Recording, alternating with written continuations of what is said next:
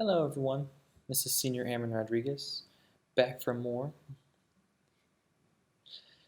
Today we're going to be talking about IPR and PDF. This is a continuation to Persco training that we have. This time we're going to be talking about IPR and PDF. The objective for this class is to understand principles of the installation personal readiness, IPR, and the personal deployment function, PDF, and how it relates to personal readiness operations,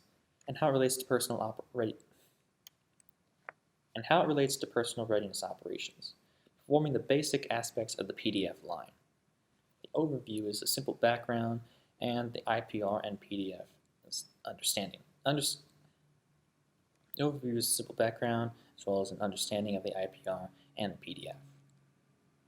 Your background.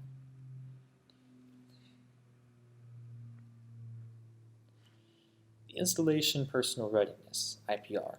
The office was assigned to the FSS, revised installation-wide personal planning, deployment execution, as well as deployment personnel support.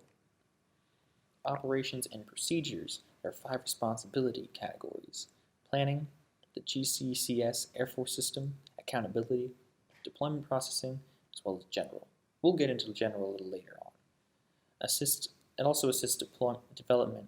It also assists development in the continuation of operations plan, the COOP. It also assists development on the continuation of operations plan, the personnel deployment function, base emergency operations, and the UDM training. Personnel planning.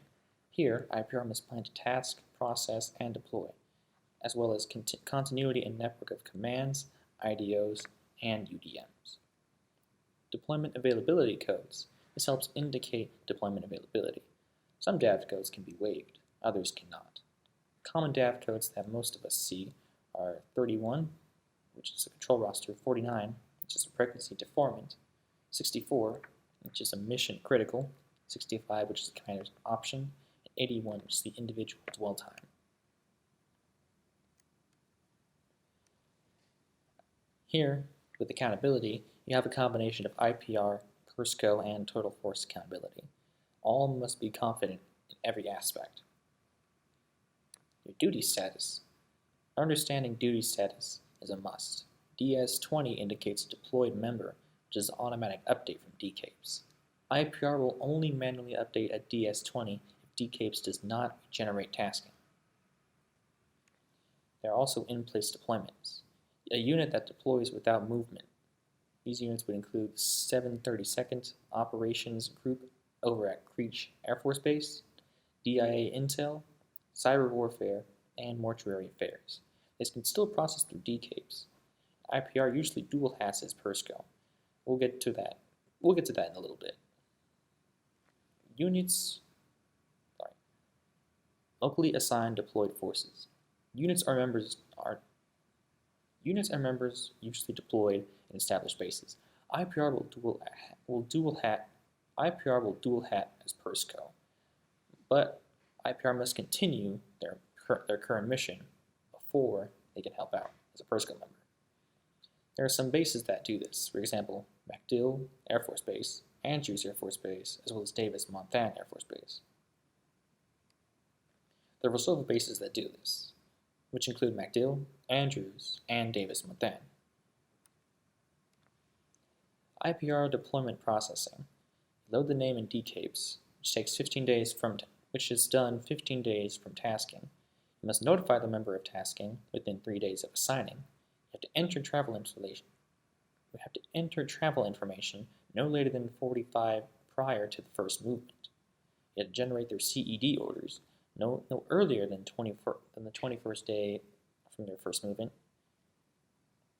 You have to generate their CED orders no later than 21 days from their first movement, and you must update their departure in DCAPES no later than 24 hours after.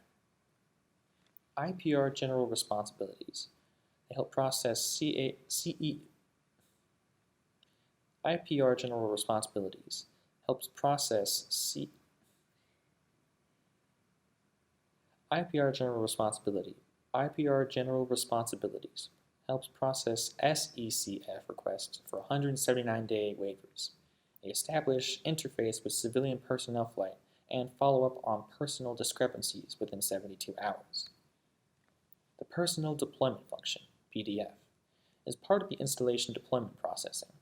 Helps ensures deployers are accounted for and processed. IDO and MPS commander establish. There are special circumstances that may not warrant specific establishments. PDF makeup.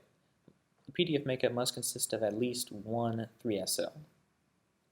It's usually PDF makeup must consist PDF makeup must consist of at least one 3SO. It's now 3FO, so don't get confused.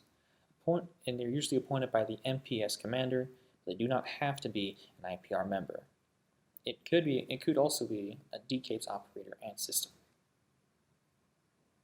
It may also have a DCAPES operator and system. The PDF processing line is the most efficient way and process in mass. It has the minimum required stations include your medical and your deployment eligibility stations. These stations are the minimum required stations are medical and deployment eligibility. These stations are required, and then you have your optional stations, which is your ID card, your dog tags, finance, services, as well as your chaplain. The optional stations. This is the Commander's Toolkit. You can find your Commander's Toolkit on AEF Online. It's basically a summary of people who could be eligible to be deployed. This is your electronic deployment readiness checklist. You must fill out this checklist before you are able to deploy. With that being said, we went over the background, we went over what IPR does, and we went over what PDF is. Thank you for coming. I hope you enjoy your day.